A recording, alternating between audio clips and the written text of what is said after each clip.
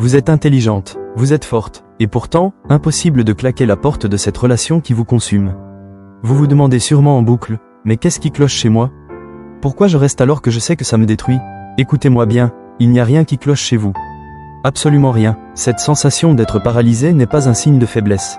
C'est la preuve que des mécanismes psychologiques incroyablement puissants sont en train de jouer contre vous. Aujourd'hui, on va allumer la lumière sur ces chaînes invisibles, une par une. Pour que vous puissiez enfin comprendre le piège, et surtout, commencer à voir où se trouve la sortie. Si vous regardez cette vidéo, ce n'est pas un hasard. C'est le signe que quelque part en vous, une petite voix a commencé à chercher la sortie. Se sentir piégé dans une relation qui fait plus de mal que de bien, c'est une expérience terriblement déroutante et solitaire. Votre entourage, souvent maladroit, vous dit « Mais pars, c'est simple », sans voir que la réalité est bien plus complexe. Non, ce n'est pas une question de volonté. Ce sont des mécanismes profonds, quasi invisibles, qui créent une véritable prison mentale. Aujourd'hui, on va déconstruire cette prison ensemble. On va mettre des mots sur ces forces qui vous retiennent et comprendre pourquoi elles ont autant de pouvoir. Le but, ce n'est pas de juger. C'est de valider ce que vous ressentez et de vous donner la clarté dont vous avez besoin pour avancer.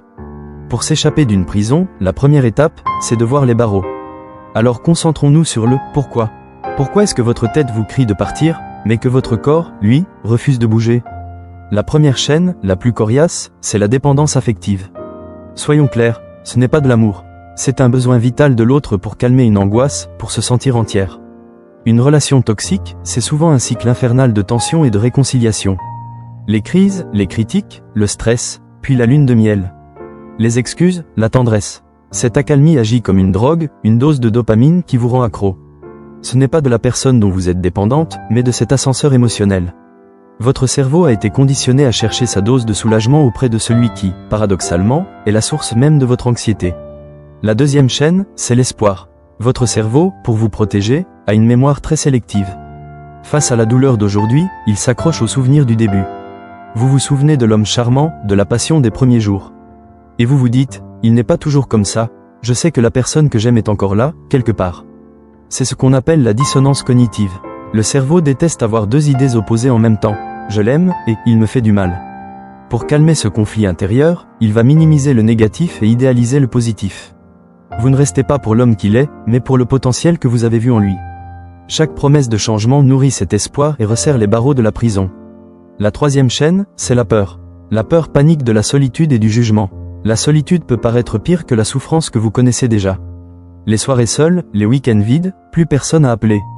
Cette peur du vide est souvent ce qui nous fait faire demi-tour juste après avoir tenté de partir. Et puis, il y a la honte. La pression sociale. Que vont penser les gens? On demande rarement à une victime pourquoi elle s'est fait agresser, mais on demande toujours à une femme pourquoi elle est restée. Cette question fait porter une partie de la faute sur vous. Alors vous préférez maintenir une façade à n'importe quel prix. La quatrième chaîne, c'est la destruction programmée de l'estime de soi. Une relation toxique se nourrit de votre doute. Par la critique, les moqueries, les humiliations, le gaslighting. Petit à petit, votre confiance s'effondre. Des phrases comme « tu es trop sensible »,« tu te fais des films »,« c'est toi le problème ». À force, vous finissez par y croire. Vous commencez à penser que le problème, c'est vous. C'est une stratégie. Une personne qui ne se croit plus, qui pense qu'elle ne mérite pas mieux, n'aura jamais la force de partir. Enfin, la cinquième chaîne, ce sont les contraintes réelles. L'argent, le logement, les enfants, les dettes, la pression familiale.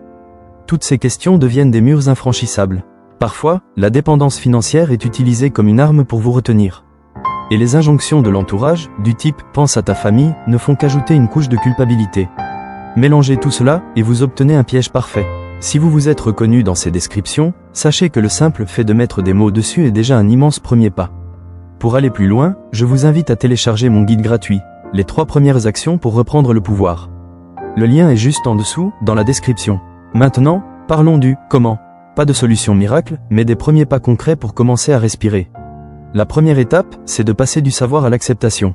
Vous savez que cette relation vous détruit, mais il faut maintenant l'accepter, pleinement, sans excuse. Prenez un carnet et notez les faits, simplement. Hier, il a dit ça. Aujourd'hui, il a fait ça. Revoir ces faits, noir sur blanc, va vous ramener à la réalité. Accepter ne veut pas dire ne plus aimer. Cela veut dire s'aimer assez soi-même pour dire stop. La deuxième étape, c'est de reconstruire votre estime, brique par brique. Faites de petites choses rien que pour vous. Reprenez une activité que vous aimiez.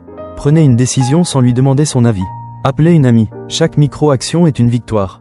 Chaque geste est une preuve que vous existez en dehors de lui. La troisième étape, c'est de vous reconnecter à vous-même. Une relation toxique vous fait oublier qui vous êtes. Alors, posez-vous ces questions. Qui j'étais avant cette relation? Qu'est-ce qui me faisait vibrer? Si je n'avais pas peur, à quoi ressemblerait ma vie? Ce n'est pas grave si les réponses ne viennent pas tout de suite. Elles reviendront. Le but, c'est de créer à nouveau un futur qui vous donne envie d'avancer. Parce que tant que la peur de l'inconnu est plus forte que la douleur du présent, on reste. Mais quand le désir d'un avenir paisible devient plus fort, alors on part. Quitter une relation toxique, ce n'est pas un interrupteur qu'on actionne. C'est un chemin, et aujourd'hui, en comprenant ce qui vous retenait, vous venez de faire le premier pas. Ce n'est pas votre faute d'y être, mais c'est votre pouvoir d'en sortir. La dépendance, l'espoir déçu, la peur, l'estime en miettes, les contraintes. Ce ne sont pas des fatalités, ce sont des mécanismes que l'on peut déjouer, un par un. Le chemin peut sembler long, mais vous n'êtes pas seul. Chaque prise de conscience est une victoire. Rappelez-vous cette femme forte et incroyable qui est en vous. Elle est toujours là, juste cachée sous la peur et le doute. Alors soyez douce avec vous-même, mais soyez déterminé à vous choisir, vous. Le premier pas ne vous amène pas toujours à destination, mais il a le mérite immense de vous sortir de là où vous étiez.